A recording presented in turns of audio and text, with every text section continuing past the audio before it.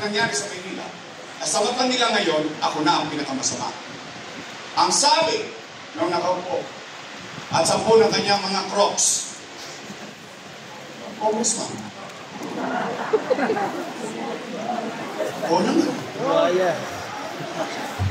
Pinasarap ko man lang eh. Kasi ayaw ko kayo musunin. Pero ikaw rin. Sabi, si Yorme, maraming iniwang utang. Narinig niyo yan? Gusto niyo malaman ang sagot? Dapat lang, pera niyo yun. Eh ako naman, wala akong itinubli sa inyo. In fact, I think for the first time nakakita kayo ng gobyerno every Friday nagre-report sa taong bayan. Naalala niyo yung capital report? Di ba nire-report ko? Nangyayari, mangyayari, pinatutupad, ipatutupad, tustusin, gastusin, at yung reklamo ng taong bayan, in-actionan ng pamahalaan. Tama mali? At lahat sa akin nakita niyo na hanggang brief ko. Di ba yung poster ko? Pinoster na naman ang kalaban. Ibig sabihin, wala naman akong kinubli sa inyo. So, gusto niyo malaman ano nangyari? Interesado kayo malaman sa sagot? At gusto niyo ba na ako na mismo sumagot sa harapan ninyo ngayon? Abay, dapat lang, ang mga leader dapat nananagot sa kanyang mamamayan. Ang leader dapat pinaninindigan ang kanyang ginawa. Sige, sagutin natin. Bago ko sagutin, matanong ko lang ngayon. Rito. Taas ang kamay ng may anak dito. Hindi, baka dalaga pa kayo. Sino may anak? Taas ang kamay. Hindi ako. May anak kayo. May pamilya kayo. Nay! Nay! Kapag walang makain ng pamilya mo, gagawa niya ng paraan. Hindi nga. Pag nagugutom ang pamilya ninyo, iraraos nyo? Talaga? Itatawid nyo? Tay, totoo ba ang kasabihan na ang isang ina o isang ama, isang magulang, for that matter, susubong mo na lang, ibibigay mo pa sa anak mo? Talaga? Totoo yun. Hindi po ginawa ko noong panahon ng pandemya bilang ama ng 2 milyong Manilenyong umaasa sa kanyang pamahalaan. Tingnan ninyo. Tay, maghanap kayo sa internet. Maghanap kayo sa YouTube. Mga interview. Noong ako'y ginawa ninyong mayor ng 2019, I took the responsibility. Never complained. I never, on a single day, complained na yung iniwan sa akin ng sinundan ko, walang pera ang Maynila. What I did is to bite the bullet. Took action on it. Ano ginawa? Nilinis ko agad ang Maynila. Inay, pati amnesty tax. Wala ka ng pera, nagka-tax amnesty ka pa. Nag-tax amnesty ko, inayos ko negosyo. Hinahanap ko mga trabaho, pati senior citizen nagkatrabaho. Noong mga panahon, umaayos na tayo. Ginagaya na tayo ng buong Pilipinas. Lahat ng polisiya natin kinokopya na ng DILG, pinatutupad sa buong Pilipinas. Boom! Pader. Nagkaroon ng pandemya. Maulan ko ba? Ano magkakapandemya? Hindi. Anong ginawa? Taong bayan. Nangangamba. Natatakot. Bakit? Anong epekto ng pandemya? Wasak ang ekonomiya. Nino? Ng Maynila? Hindi. Ng Pilipinas? Hindi. Ng buong mundo. O, walang ekonomiya, walang hanap buhay. Walang hanap buhay, walang trabaho. Walang trabaho, walang pizza. Walang pizza, walang chicha. Tama, mali? Tama. Anong ginawa ko? Pumunta kagad ako sa Facebook. Nag-report kagad ako. Ano sabi ko? Magla-lockdown na. Sabi ko, Nay, Tay, lula't-lola ko, pumayatag kayo, mga batang Maynila. Huwag kayong mag-alala. Gagawa ko ng paraan yan. Anong ginawa ko? Ano sabi ko? Nay, tay, pumalma kayo. Pag wala na akong maibibenta, wala na akong mautangan, nakita niyo itong relon to, ipatatas ako ito, kitambunting makaraos lang tayo. 3 months. 3 months. Not a single hour. Not a single day. Not a single night. Na inuwian ko ang pamilya ko. Sa City Hall ako natulog. Nag-iisip, paano ko itatawid ang 2 milyong bibig na umaasa sa kanyang pamahalaan? Ano naging epekto? Kayo ang humusga ngayong araw na ito.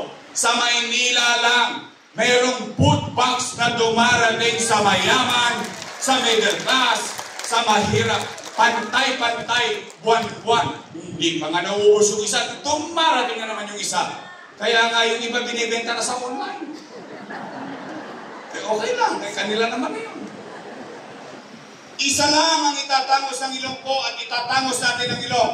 Masasabi natin na nung pandemya, walang nagutom sa lungsod ng Maynila. Yung ibang syudad, mas mayaman sa atin, ano pinamimigay? Supot. Kala mo may sunog. Sa Maynila, hindi. Buwan-buwan. Sa Maynila lang, tayo lang, ang siya sa atin po ninyo ito dahil mabigat itong claim ko. Tayo lang, sa buong Pilipinas, 1,600 LGU, ang tanging lungsod na nakabili ng sarili nating bakuna. 500,000 vaccines. Yung iba, mas maraming pera, pero tayo nakabili. Bakit? Ahead of time tayo nag-isip. Tayo lang, sa buong Pilipinas, India, nagkakaubusan ng oxygen. Pilipinas, nagkakaubusan ng oxygen. Sa Maynila, bodegang oxygen ang meron ang Maynila. Tayo lang, na lokal na pamahalaan, nakabili ng remdesivir, tocilizumab, molnupiravir, tigi 100,000, 50,000 na isang bakuna, isang gamot, mabuhay lang yung isang taga Maynila. Tayo lang, for 300 million pesos, nakapagtatag ng COVID-filled hospital. In 52 days, nagawa. Tayo lang, habang kinakaharap ang pandemya, yung pangako ko sa inyo, yung pangarap ko sa mga anak ninyo, na itatag, Albert Elementary School. Magsaysay, mas mabilis pa nung panahon na ako gumagawa ngayon, tapos natin 3 taon, hindi pa rin tapos yung magsaysay. Mahina. Ito ko lang naman eh. Nung araw, pandemya nga, kulang ang trabahante, natatapos ang 1 taon yung building. Magsaysay High School. Manila Science High School. Rosario Almario Elementary School. All 10-story, fully air-conditioned public school. Hospital ng Maynila, 10-story, fully air-conditioned hospital. With MRI, CT scan machine. Hospital sa Paseco, hanggang ngayon, hindi pa rin nila binubuksan. Pasay Community, Condominium 1, Condominium 2, Binondominium 1, San Lazaro Residence, Pedro Hill Residence, San Sebastian Residence, Manila Zoo, Lagos Nilad, and so on and so forth. Saan ko kinuha yung pera na yun? Ano, umilipot ako ng ginto? Kaya nga, di ba tayo, ano ang kasabihan natin sa buhay? Minsan, maasim man ang suka, kailangan mong inumin. Kaya nga, di ba, kapag kagipit, sa Bombay kumakapit. Nagtoto.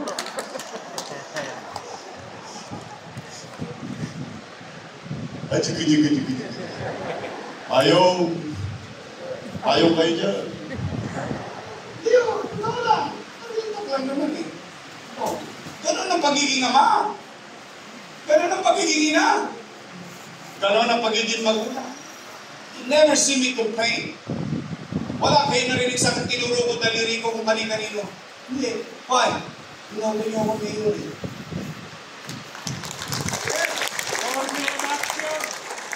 At ang malungkot dito, hindi niyo naman binigay sa akin ng mayor. Hiningi ko eh. Hindi niyo naman binigay ng pusa eh. Hiningi mo maging mayor. binigay sa iyo ng tao, panindigan mo. In leadership, it's a painstaking process. But you have to make a decision. Because people are waiting. Buhay ng tao na kasalalay.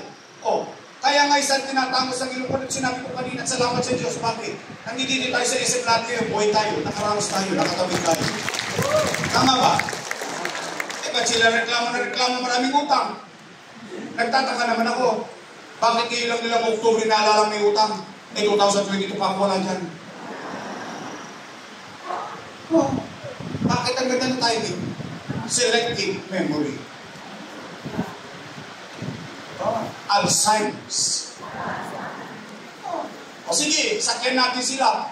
Sakyan natin, pagpalagay natin. Mali ako? Kung mali ako, mali din sila. Bakit? Kasama ko sila gumawa nun. Sino ba ang vice mayor ko nun?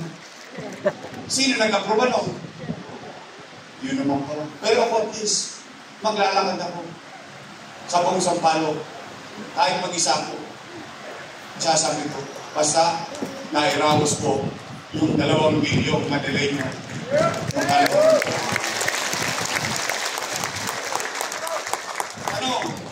Kanino ako nangutang? Dapat ko rin malaman. Sa gobyerno. Labo kausap nito Yorme. Amerika nangutang, Pilipinas nangutang, siya nangutang sa Pilipinas din. Opo. Nga natin. Saan ako nangutang? Sa Land Bank of the Philippines. Sino may-ari ng Land Bank? Gobyerno. Development Bank of the Philippines. Sino may-ari ng DBP? Gobyerno. Imuestra ko sa pangkalatan para mas mabilis maunawaan. Itong ulo ko, hanggang ba, ito ang buong gobyerno. 2 bulsa. Isa sa Wakali, isa sa Nangka. Yung nasa kaliwa, siksik, klik-klik, umaapaw pa. Ang tawag dito, National Government Financial Institution. Madaming pera. Paldo ang bangko ng gobyerno. Yung kanan, nga, siyudad ng Maynila. Sala, anong ginawa ng mayor nyo? Simple lang. Dumukot sa kaliwa, nilagay sa kanan para makaraos ang mga batang Maynila. Ang tawag po doon, abilidad. Katulad ninyo, kapag walang makain ang ano. Mas masakit ang mamatay ng dilat ang mata. O di pa cancer, may gamot. O di pa diabetes, may gamot. Pag walang laman ng tiyan mo, mahapdi, I should know. I've been there. Kaya nga kahit yung sa basurahan, kinakain ko, makaraos lang. Tigbali ng mamatay na may hepa, may gamot doon, kaysa mamatay ng dilat ang mata. Mahapdi yun. Reklamo sila na reklamo. Hutan. Tanong namin, ano ginawa ninyo noong 3 taon? Don't make excuses. Because you took the job. You asked for it. Hiningi mo yun. Panindigan mo. Tay, mga lulot-lol ako. Pag nakita nyo sila, sabihin ninyo, oy, reklamo daw kayo na reklamo, maraming utang. Lumayas daw kayo dyan. Sisko na magbabayad. Wala ko na, hindi ko naman pera yun. Hindi rin naman niya pera yun. Pera nyo lahat yun. Kaya mga nanay ko, tatay ko, maglarot-lol ako. Gusto niyo pa talaga akong bumalik?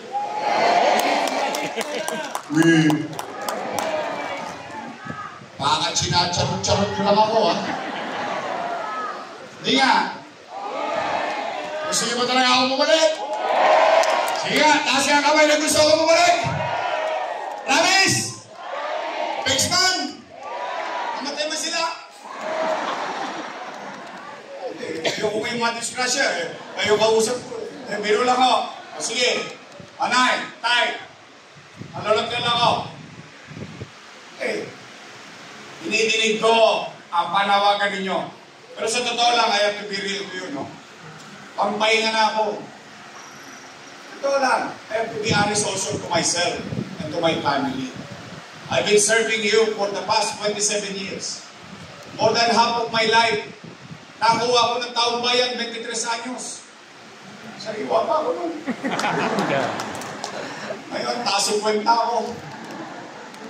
Hindi, mahal ko lang talaga kayo. Sa totoo lang. I should be with my family.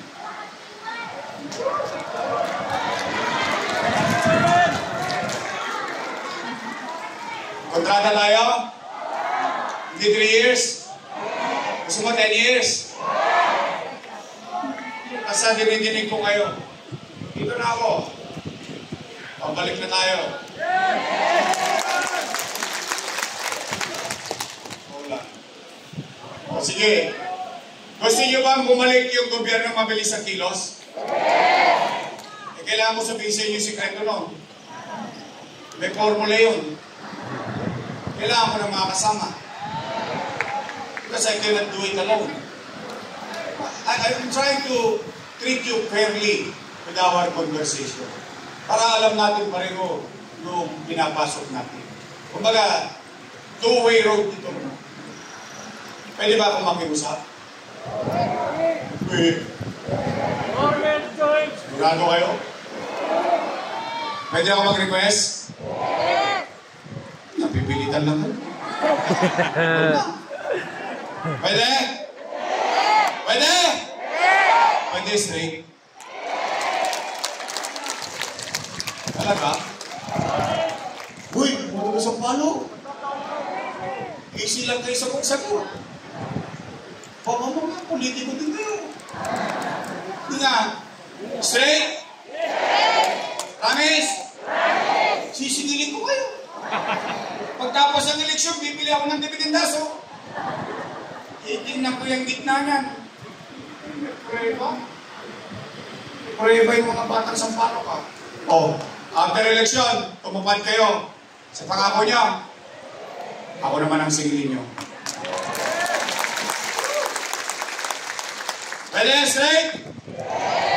Andiyan dyan, ang ating kaibigan, Rino Tolentino.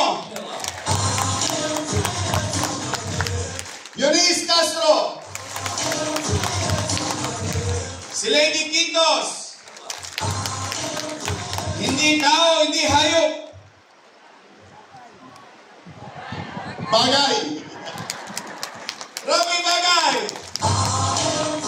Doc Alviro. Okay na. Meron si Bombay. Ay, hindi, tinakpan kasi ni Romy Bagay, hindi ko napansin. Hindi, alam niyo ba yung DJ niyan? Alam niyo yung DJ? Tumagoso. Charot. Ang ating kaibigan, magaling na ko siya. DJ Magaching! Oh, maiba naman. Ang ating congressman, J.T.B. Bubusutin tayo sa kasihan. Yung vice mayor ko, may asin pa. Crazy. Mukha lang po yan 19. Naintindihan. Naintindihan nyo na yun. Orange na po yan. Totoo yung sinabi niya, kano yung mukhang talaga, no? Hindi o, talang-tala na po yan. Ang ating Vice Mayor, Chief Ajesa. Straight? Commitment nyo sa amin yan. Okay, sige, ganito. Maupo na kayo. Hindi kasi 5 buwan pa. Bias. Bakit? Hindi kalaban ako sa politika.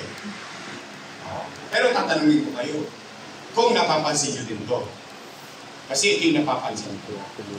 Nay! Tay! Mga lolo-lola ko. Napapansin nyo ba parang dumudugyot ulit ang Maynila?